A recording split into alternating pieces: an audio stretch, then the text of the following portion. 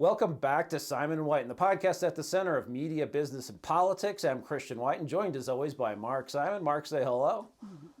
Merry Christmas again. Merry Christmas. All right, Mark, there's a ton going on, a lot with China, a lot of stuff going on around the world. Intel committed an unintentional act of decency. Didn't last very long. So they came out and they said, the U.S. has just passed this law saying we don't want to import stuff made with slave labor in Xinjiang, made by Uyghur prisoners. This is the 1 or 2 million Muslims that China has in political concentration camps just hours from where the the Chinese Olympics will be held shortly this coming year, which is only a few days away. The blowback was rapid. China was very upset that Intel would be saying things like that. So Intel pulled back its apology, issued this groveling statement saying that they were completely wrong, that they want to be a trusted technology partner of China. Just absolute gross. I guess we've come to expect this from a lot of companies, but for some reason, Mark, it still kind of stuns me when you see it up front and close and without any type of blush or nod to, we're doing this because we think we have a gun at our head, even though they don't. I don't know. What do you think that this tells us about the state of American corporations doing business in China? I think it tells us something negative in terms of look, these companies make money. There's an Intel China division. There's the vice president of Intel China. There's, Chinese who work inside the company who, quite frankly, are not happy about this. I mean, they wouldn't be happy, just like in the other group, national group. So they're raising Cain internally. But what it really tells us is that people are still scared. However, what it also tells us is that Intel knew they were going to get blowback. They took the blowback because they thought the China market was worth it. But I'm not sure that that's the long-term end of this. In other words, I think Intel, it's my belief that we're going to see more and more of these things happen because essentially we're going to be demanding more of these companies. And I think we're going to start to figure out pretty soon there's not much that China can do to these companies. In other words, are they going to really stop taking Intel chips? I'm not so sure about that. I view semiconductor chips the same way I do Australian coal. You got to have it. The Australians can do what they want to do. The problem is corporations, by structure, are cowardly. And that's fine. That's what they're supposed to do. These guys are vice presidents. They're worried about the shareholders. They would have damaged shareholder interest. I think the thing that has to happen, and I think it's really quite interesting, is the United States really starts to have at the governmental level something that says, look, if our guys say something and you hammer them, we're going to criticize Intel. In other words, I think it would be behoven upon some politicians, and we see a few Republicans, but I think the administration to say, hey, Intel, you don't have to do this. And continually just give some people some backstop. I mean, that's the problem that Intel has. The Bethany Abraham from Axios actually points this out. Now, I don't agree with her solution, which is like some type of government help or subsidy, but she is very correct. I mean, they don't really get any help at all. The moment you upset the Chinese, essentially everybody's kind of looking around. And I think it's almost like our State Department just says we don't want any part of that. Our State Department and our Commerce Department should step up. It prolongs the fight, but most importantly, and this is just the bottom line, it just encourages other people not to back down as quickly. In other words, or to be a little bit less groveling. Not everybody has to be John Cena. I mean, that's the funniest thing about this. I mean, I don't know why they grovel the way they grovel, but they do. You can just say, my bad, and move on. Yeah, exactly. And see what happens. It's sort of like how much money are they making from this market? It's amazing how few, and the number is pretty close to zero, of big companies that break out in their publicly reported earnings, how much of that is coming from China. Because I'll bet it's extremely underwhelming. Frankly, I'll bet a lot of these companies are embarrassed at the amount of money and marketing that they've put into trying to break into the Chinese market. And it's just always going to be a mirage. It's always, you're never going to get that much control. That is certainly the case with U.S. airlines. I think FedEx and UPS have a little bit of that as well. They've put tremendous amount. I used to be in shipping. I can't tell you how much, when we used to be in shipping, how much effort the Federal Maritime Commission put into China. We don't have any shipping lines left. I think what we have to understand is the Chinese want the Chinese market for themselves. We sell to them. Quite frankly, I think the Taiwanese have probably the best approach. And I think lately the best approach has been actually the Australians, the Lithuanians. I think it's just going to happen more and more that, you're just not going to be able to do these things. I have one final thing on this. When you look at these companies, a lot of the biggest trouble that Intel has is not China, it's getting employees. You got to wonder if employees who are so concerned about everything else, Black Lives Matters, gay rights, environment, climate change, are they really going to want to have basically their bosses kowtowing to a genocidal regime? In other words, does Intel, if you're working at Intel, do you really want to be seen as like the Philip Morris? In other words, like, all right, well, we're up there and we do this. I think you're going to start seeing some internally in companies. I think that, ESG is real. I'm not always a big fan of it. I think it's kind of BS sometimes. But hey, if you're going to bring up ESG, you got to touch at least genocide and slavery, and human rights abuses. That would seem to be in there, wouldn't it? You would think that would qualify, but I mean, this has been a hypocrisy where companies like Coca-Cola and Delta, which you mentioned, that didn't even bother to read the Georgia law, which just is an attempt to tamp down on some of the questionable things that happened in the last election there, pronounced it racist, said they're, willing to consider doing less business there, whatever. And yet these guys are all in on China. Okay, one way of operating in China without actually having the Chinese government constrain what you can do is to be a Chinese company, but they're even running into trouble. The latest is Tencent, which is the owner of WeChat and WePay, which are Chinese-dominated social plays. They dumped their stake in JD.com, a big internet marketplace in China. They did so in the form of a dividend. They said basically, hey, here's the value of the company we're distributing. Actually, shares in both companies declined. So it wasn't really, certainly not seen by the market as a good business move. So, what do you think's going on here? Is this just preemptive thinning down because they're expecting the government to come in as it did with Alibaba and so many other companies recently and say, listen, you're too big and powerful, we don't like it? Or do you think the government already quietly came and did that, and so this is sort of a tacit enforcement action going on? I think there's always two schools of thought, but I think there's two distinct pieces of advice going out in China to China business. The first piece of advice is, quite frankly, everything's fine. They're just doing this is a regulatory thing. You see all the China apologists, all the tech apologists, all these tech guys, who love China. Oh, it's not a big deal. This is just what they're doing. In fact, these are regulatory moves that everybody makes. That's ridiculous. We know that this is not just a normal regulatory thing. And that's the second part of advice. And I think these are what I would call the dark shadow people, the people who are always looking for, not the Gordon Changs of the world, but the other guys who've just woken up, and the other men and women who've woken up, and they're saying, get out. They're saying, look, sell while you can. You know what I'm saying? Go ahead and move. It's about to be a ghetto. They have no intention of being international. Xi Jinping doesn't want to be international. We don't know what they're doing. We don't know the signals they're sending. Why you've made money or you haven't made money, but protect what you have and get out, and then see what happens down the road. There's other places to put your money. And I believe that's happening. And I think we're going to continue to see that. And I think it's going to be very interesting in the next couple of years. It may not even be that long, in the next couple of years, to see where things are going. For example, foreign direct investment and all those types of things. Let's see what's happening. Let's see if the Chinese are coming over to buy things. Let's see if we're letting them buy things. That's going to be really interesting.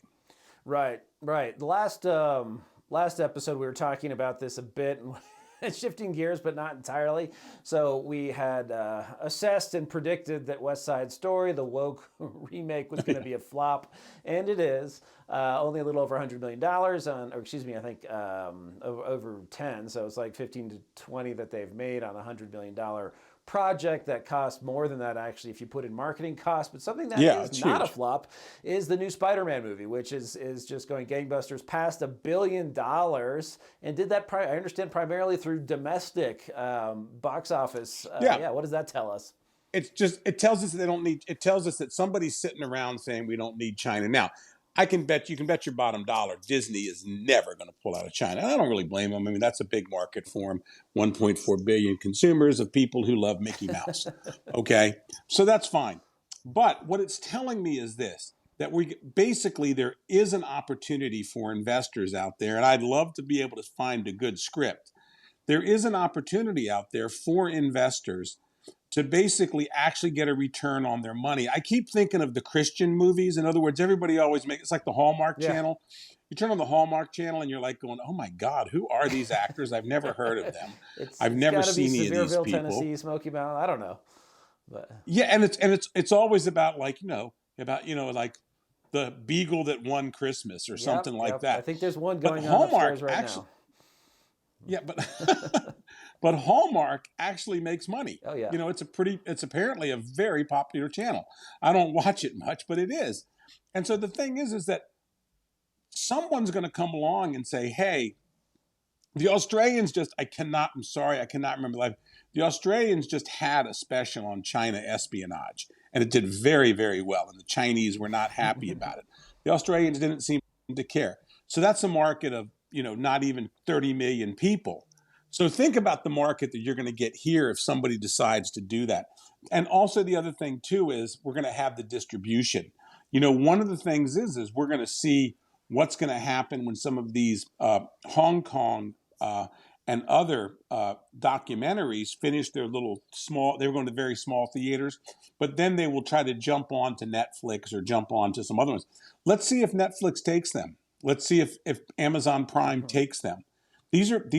They're completely more legitimate with other documentaries. You know what I'm saying? But let's see if they take them. If they don't take them, well, that's going to be a mistake. But then again, maybe they'll be up on YouTube or they'll be on some other channel. But I'm convinced that what this has shown us is that there's a business model now, and someone's out there trying to think about how they do it. Because if you think if you had an anti-China, I shouldn't say anti-China, that's wrong, an anti-communist, Yes. anti-CCP movie. Oh God, A series. if you Where did a would Red Dawn, where it it's would be just popular in it's the Chi-Coms. U.S. A Yeah. Red Dawn, yeah, a Red Dawn or something like. But if you did, remember they changed that because they were Yep. so upset. They changed it to Yeah. North Koreans. But think if you change it, if you do something like Chinese espionage in the U.S., the Chinese are the bad guys. Hell, the Chinese make the Americans the bad guys all the time. Why can't we make them the bad Yeah. guys? So so why not do that? Make them the bad guys. And then what happens? Well, then what happens is you're popular where? You're popular in the U.S., Canada, probably parts of Europe is okay with it, but you're certainly popular in Japan and parts of Asia. You know what I'm saying? In other words, it certainly works over there. And there are going to be people that do this. There are going to be people who come up with scripts, who come up with things. And I think once that starts happening, that's when you're going to really see the Chinese roar. That's when you're going to see them threaten people. And I think they still have some significant holdings in some of these movie theaters. And that's where we're going to see them try to maybe stop these things going to the movie theaters, which of course will be gold for the movies. In other words, if you can get the dreaded Mr. Wu or something like that to step up at this Chinese ministry or Wang Li or somebody to go, no, you cannot show this in the U.S. Oh my God. That would be excellent marketing, free advertising. Glad you mentioned Amazon Prime. Sure. Sticking with media, so Jeff Bezos, photographed in St. Bart in flagrante delicto. Is that what you say? So not exactly engaged in the act of sex, but canoodling with an attractive model. This is the owner of the Washington Post. Donald Trump famously called it the Amazon Washington Post. Used to be a serious paper, now more of a, I don't know. Well, look, this is exactly the point. In the media business, your owner is a lot of your brand. Murdoch is Murdoch, and so people see that. Let's give the Sulzbergers credit up at the New York Times. They're seen as serious people. New York left wingers, but basically exactly what you expect. Yeah. I mean, weekends at the Hamptons or whatever that is. Bloomberg, somewhat the same way. He's hard-charging, hard-nosed businessman. Guy out at the LA Times, entrepreneurial, immigrant, fantastic, fantastic story there. And Jeff Bezos was the same thing. But now he's got the Washington Post, and I'm going to turn this into investment advice. And so he goes to St. Bart's. They go to St. Bart's. That's fine. I love St. Bart's. I'm sure people love it. Never been there, but I'm sure I love it. They go on their big yacht, on their super yacht. And what do? They go out basically knowing that paparazzi are all over the place. In other words, literally, being from Apple Daily, I can promise you across from Jeff Bezos were 3 speedboats filled with guys who paid like $100 each with their cameras and are taking pictures. Okay. And the point really being is that he just didn't care. And he's the owner of that paper. He's sending people out to do things. And the funny thing is 2 days before he left, they did a hit piece on Tom Friedman for donated money to certain causes. My point is that your brand is your newspaper. And if you're a Washington Post journalist, you're going like, all right, here's my boss out here basically playing grab ass with his girlfriend for the whole world to see, which is fine. If you want to do it, you want to do it. But this is it. And also we have to remember that his Miss Sanchez has actually been part of the team that selected the chief editor of the Wall Street Journal. I mean, of the Washington Post. It's in the Washingtonian. She was participating in the interviews. You don't think she said, "Oh, Jeff, I liked her. I didn't like him. I liked her." So in other words, this couple who's out there at St. Bart's running around, not being serious people, they are the purveyors of this newspaper. It's not a serious. They're not serious. They're not serious people. That's my point. They don't come off as serious people. A newspaper is a public trust. A news organization, there is a public trust there. And also you have a trust to your employees, that your employees be taken seriously. Let me tell you right now, the Chinese took the newspaper from us, Apple Daily, but if I was at the New York Times right now and I was at the Wall Street Journal, I would be having a field day with this. Okay. Now you wouldn't get a job with Bezos ever, but who cares? And, but I would have, but it really shows you. And to me, you have to look at the established players in the media right now. And that's really, of course, Fox is doing well. I think some of the people will be well. I think Comcast will probably be okay.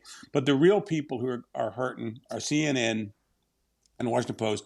But really, this would make, if I'm Axios or if I'm Politico, this would make me feel pretty good that I don't have a serious competitor. And if you're an investor, what it tells me is you've still really got 2 plays if you're looking for online media space, and that would be the Wall Street Journal through News Corp and the New York Times. Because this guy's not a player. He's not going to be a player. You can't do this in the news business. You can't act like this in the news business and be taken seriously. Right. Right. It just strikes me he's, to use an overused term, the least relatable of the billionaires. Recently, he said something with a tin ear, which was, he went to space and he's like, "Oh, I want to thank all the Amazon workers for making this possible." It was a little like that old movie, Sunset Boulevard. Is it Norma Desmond? Sort of, "Oh, and all of you wonderful people out there in the dark." The little people who made this happen. Look, look, the guy is a genius. He, in the world, Mark's, I'm sure he can do more good with like one donation. His wife's given a lot of money away. I'm not sure I agree with all her causes, but she's given a lot of money away. He can do so much good. But, the fact of the matter is, great thing about a democracy and a competitive market is if you're him and you make these types of mistakes, that's it. And part of me, I have to be honest with you, part of me sees it as a little bit self-destructive because he's a smart guy and he has smart people around him. And I can just see his PR people cringing right now. And I'm sure, quite frankly, if you're at the Washington Post now, Lauren Sanchez, you know what I'm saying? Basically celebrity is what she is. Okay. There's not really a serious news story to her name. I looked her up. She's been a anchor and all this stuff, but she's not, she's basically, just a celebrity. She's choosing your editors. and she's gauging your stories. So she's basically, she has pillow talk. Mm-hmm. So if you do a story that she doesn't like, look what you're dealing with. Wow. Yeah. Well, and it shows in the end product. I don't say this just as a conservative. I mean, I certainly don't and never have had a Washington Post subscription. The first time I was in government in the 2000s, I would still have a fair amount of articles from them sent to me, but it was no longer the paper that drove politics in Washington. Second time around in the early Trump administration, it was just AWOL. And even for the liberals, I don't think progressives are really hanging right. on the words of this anymore. They've gone elsewhere too. I grew up in D.C. I grew up in the Washington Post. I mean, I worked for Katharine Graham. Now, of course, I was doing gardening for her. That's my favorite story. I always tell people, yes, I worked for Katharine Graham. And people go, wow. And I go, she liked her boxwoods a certain height. You know what I'm saying? She I cleaned Steve Wynn's golf clubs once. I should use that. Yeah, you should use that. But the thing is, it's like I grew up with the paper, and Woodward and Bernstein were a little craziness, you know what I'm saying? But I think you were telling me it was a story that when Bill Casey would have a car, and they would have cars sitting out front when the paper would first be dropped off, and it would drive it off to the White House, and they would drive it off to other places. In fact, I heard a story about that basically Katharine Graham cut a deal with the Democrats and the Republicans where they knew where to pick it up. Mm-hmm. In other words, like, I'm dropping off 400 papers here, all the drivers and all the news crews would come there too. In other words, because they want to get the morning stories from the news crews. And, and she said, just go ahead and do it. And like the print guys would it would open it up. And I heard the story from somebody just when I told them what you told me, and they said, yeah, but this is how it worked. Huh, interesting. There'd be 20 guys who would come over and get the paper. Now, maybe Casey, being the freak that he was, had some guy go into a special 7-Eleven. I don't know, but, I think I gleaned as a Joe Persico who did the biography a long time ago. It would have come out in the late 80s on Casey. Good book, though.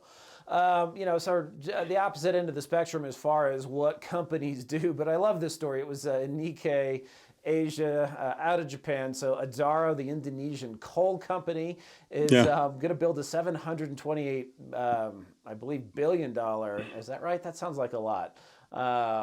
That sounds a little bit much. Yeah. So million, but that's still, all right. So it's almost $1 billion, but we're talking about a single factory in Indonesia that's going to be an aluminum smelter. Because it's under pressure to diversify from coal for both climate and just economic reasons. But this is pretty funny. So the company basically says, okay, you don't like us being all about coal, we'll diversify. We'll diversify into the most energy intensive thing there is, aside maybe from mining cryptocurrency, because it takes a tremendous amount of heat to make good aluminum. And also they say, we're going to use the energy that's available to us, which of course is mostly coal. There's a little solar in the mix. And it gets better because the cherry on the cake is we are going to switch eventually to a less carbon intensive form of energy, but this is Indonesia, so that's going to be hydro, which I love. I love dams. I think they're beautiful and a symbol of human achievement, and they make very clean energy, but most of the environmentalists don't. So, I think it just, you've done a lot of business in that part of the world, especially in shipping. Is this just one company, or are they seeing through the BS? I mean, are countries like Russia and Indonesia really going to get ahead because they're not buying the climate extremism? Look, one of the things is that they don't sit around and take. Most of these companies, if they're listed, the family owns a controlling stake. You're still dealing with first generation all the way through. Hong Kong is like that. Almost all of Asia is like that. Even the Japanese companies, the big Japanese companies, there is a controlling stake. They're not insensitive to it. In other words, they'll do it if they think it's good business. But the fact of the matter is, no, they're not going to be bullied. And the nature of it in Indonesia is like, okay, this is what we can make money doing. This is what we'll do. This is the law. If we don't like the law, we'll have the law changed maybe a little bit, But the thing is like, it's one of the fantasies. It's kind of like my neighbor when I was in Hong Kong. I had a neighbor in Hong Kong. He was a really nice guy. Oh God, he was so nice. But he was into like agriculture on the roof of our building. And he fought for like 3 years to get he wanted to get planters up there. And I was like, why? I said, I said, I don't understand. What's your point? And he goes, well, this way, he said, we're starting something, and like, if we can have agriculture on the building, you know, you can do it. And I'm going like, yeah, but how much? What do you grow? 5 tomatoes a month or something like that? I mean, come on. But the thing is like a lot of this stuff, and I think the practicality of Asia too. And I think the other thing too is, Kristen, what we have to remember is, I don't know what's happened, but I find with the wealthy in Asia, they are much more connected in terms of what poverty means and alleviating poverty. And I know that sounds odd to say, but I mean, if you look at the elites in San Francisco, if you look at the elites in our tech world, in our financial world, we seem to basically not really be focused on poverty alleviation anymore. Now, maybe we believe everybody who works hard can get a job, but in Asian nations, poverty alleviation and lifting people out of the bottom is still a priority. And so, I mean, if you've got a factory that works and you can do something and you don't have to have slave labor, as we were talking earlier, if you don't have to send guys up to Russian labor camps to do it, then, I think that plays over. But I really do agree. I think when you bring it to them, they're going to look at the numbers, they're going to look at the argument, and they're not going to be bullied. And it's interesting to me to watch all the ESG stuff in Asia.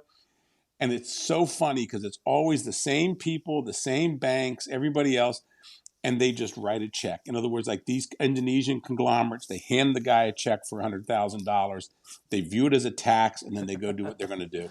It's an elegant solution if you have to do it. It still leaves these groups in the position of sort of successful extortionists, which is lamentable, but at least they're not warping the entire composition of the economy in these places.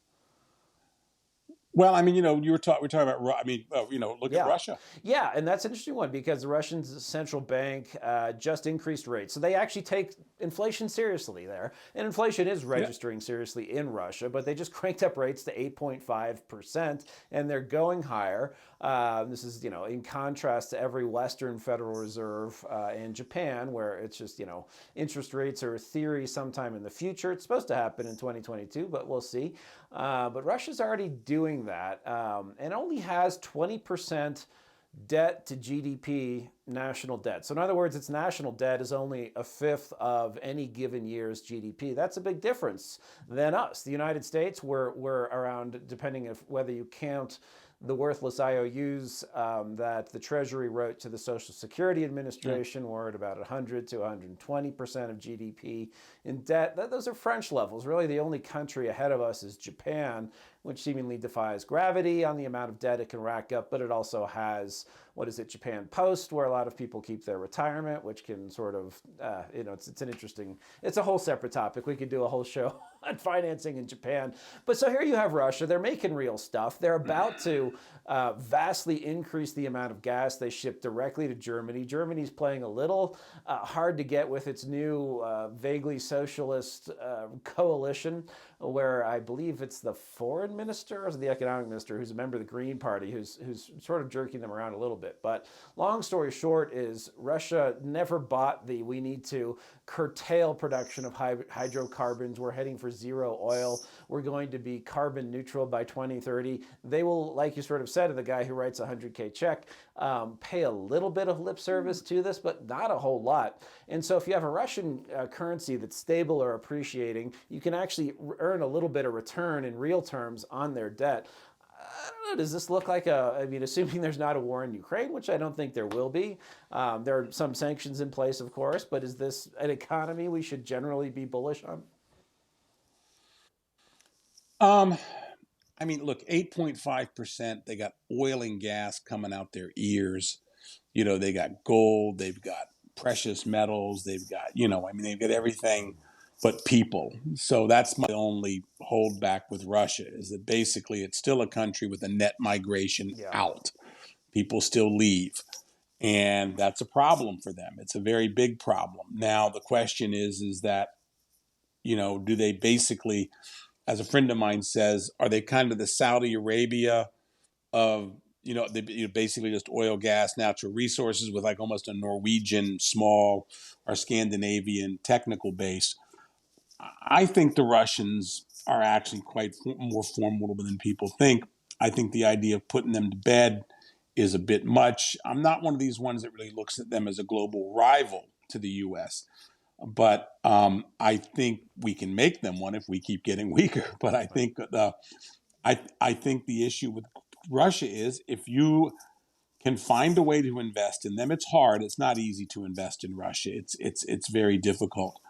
But if you can find a way to get in, I mean, I was looking when we talked about like the bonds, 8.5% is pretty damn attractive, for bonds. I mean, I'm sure the famous Mark Faber would be all over them right now. But, they are taking inflation seriously. They seem to have a good handle on their employment. Their education system is solid.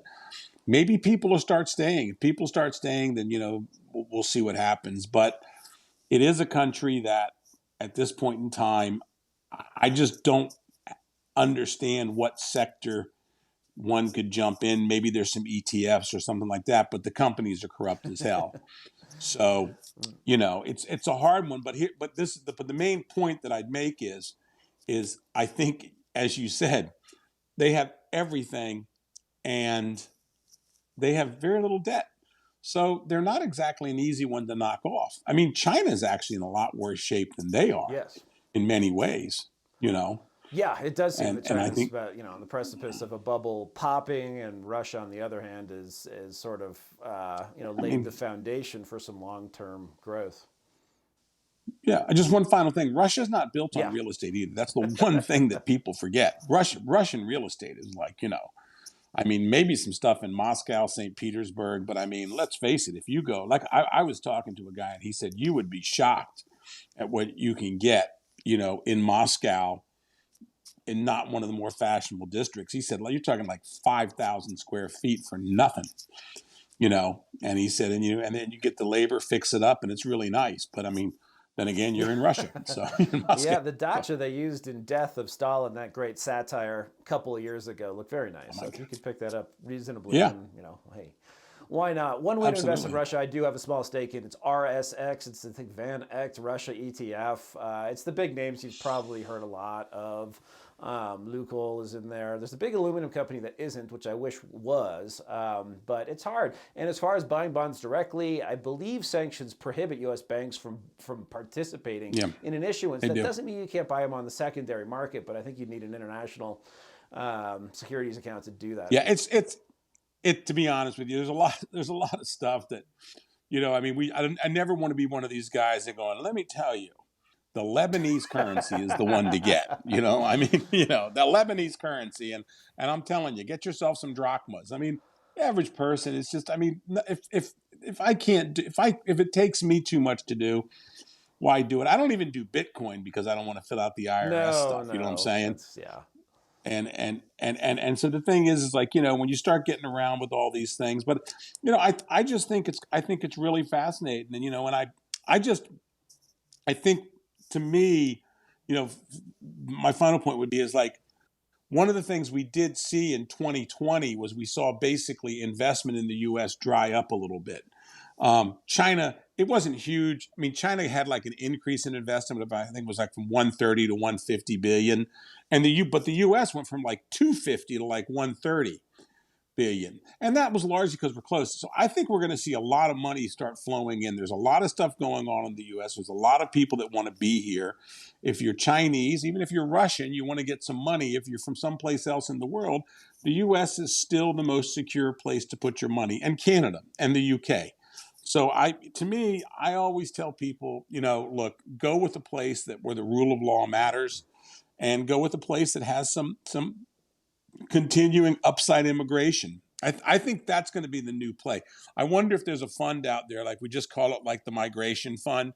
Essentially, the only premise for the fund is the company has to do most of its business in countries that are actually experiencing migration growth. That's a great idea. You'd probably beat most other ETFs and advisors by doing that. People voting with their feet is the most sort of convincing vote there is. Oh yeah. Oh, absolutely. It's like don't buy commercial real estate in the northeastern United States or even California now. You know? Yes, I think when the Fed stops snapping up every mortgage in sight instantly once it's issued, and banks actually have to contemplate, the interest rate environment over 30 years or 15 years or less, but in making a bet on real estate, that some of those bets will be harder and harder to make. All right, well, that's all the time we have for this episode. If you liked it as much as we enjoyed making it, please subscribe, whether you're watching us on YouTube or a podcast catalog. Thanks again, and we will be back with another episode very soon. Thanks.